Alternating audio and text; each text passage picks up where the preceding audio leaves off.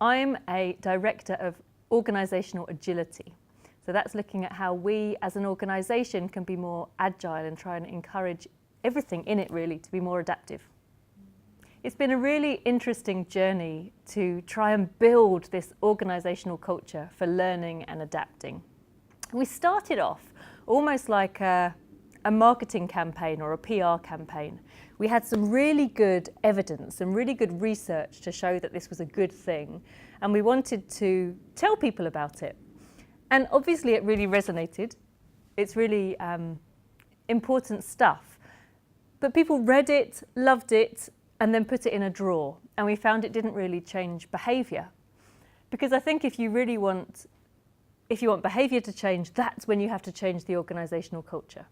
So we've been trying to look for more sort of systemic levers to do that. So actually culture is an important part. So we've articulated our culture deck. And as part of that, we've made sure that the threads of being adaptive are woven through. We've also looked at things like our competency framework, so that all of our managers and leaders and people know what to do. And again, those are really important. What we've found that we need to do next is tell people exactly what to do, if you like, what to practice, how to show up every day. So we've come up with 4 very simple practices. It's not a new framework, but things that managers and teams can do to create the culture at the team level so that we're encouraging learning and adaptation. We've obviously faced a lot of hurdles and challenges along the way. Some of them are around that shift, like I said, from how do you actually make behaviour change? Because this idea is so meaningful to people, there's a desire, but then lots of incentives or normal modes pull you in the opposite direction. Added to which, I'm sure it's the same at many organisations, but there are so many initiatives and the new shiny thing that you have to do. And adaptive management, really had its real moment. But then how do we keep the momentum for that going? How do you keep the interest? So that's one of the things that we're grappling with. And we're trying to move, like I say, from it being a shiny thing to being the norm. My name's Abby Freeman. I'm founding partner of Brink. We are an innovation practice working across public and private sector.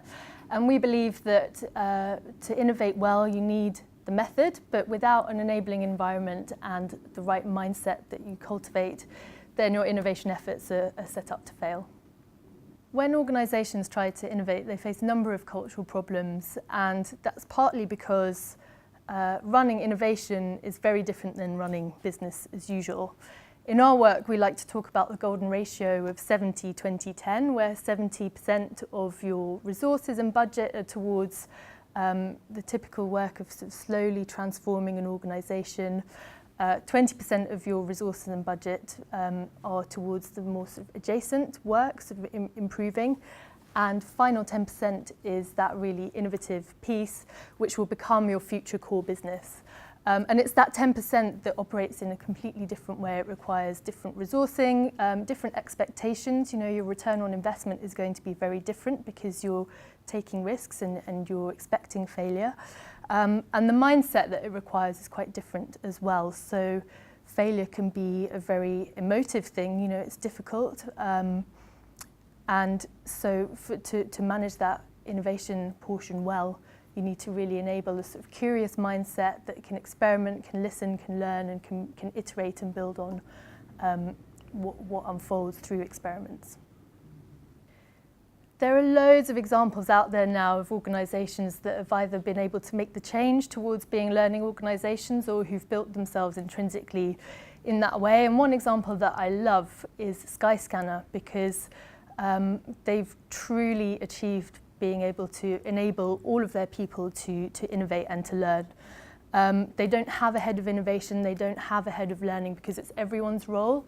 It's something they hire for, it's something that they measure and reward in their performance reviews.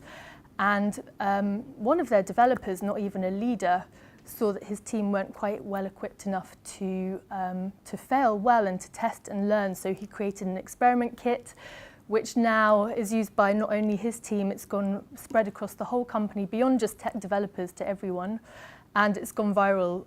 It's something that we incorporate in our work, and I really appreciate the way that Skyscanner sends that strong signal that they value learning and it's something they expect from everyone. Innovative organisations in the private sector and the development sector, be it public or third sector, face very different challenges and very different contexts. But having said that, there's a lot that they can learn from each other, and we see that already evidenced in the Learn Adapt programme.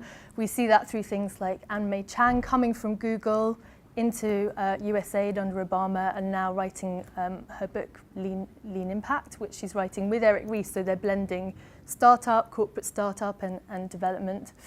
And we see that work really well on programs like Frontier Tech Live Streaming, FTL, which is blending the best of what works in innovative organisations across all sectors.